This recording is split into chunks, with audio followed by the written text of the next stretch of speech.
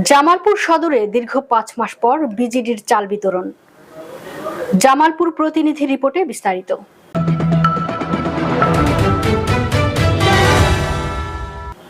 জামালপুর সদর উপজেলার তিতপল্লা ইউনিয়নের দীর্ঘ ৫ মাস পর আবারও বিজিডির কর্মসূচির আওতায় চাল বিতরণ শুরু হয়েছে।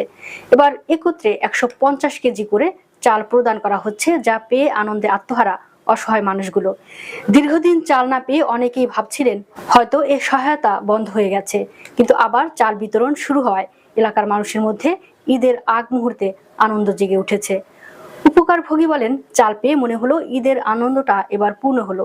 চাল বিতরণ কার্যক্রমে উপস্থিত ছিলেন স্থানীয় ইউপি ভারপ্রাপ্ত চেয়ারম্যান মোহাম্মদ শফিকুল ইসলাম সোহাগ, ইউনিয়ন বিএনপির সাধারণ সম্পাদক হযরত আলী, ইউপি সচিব, সমাজসেবা কর্মকর্তা সহ অন্যান্যরা।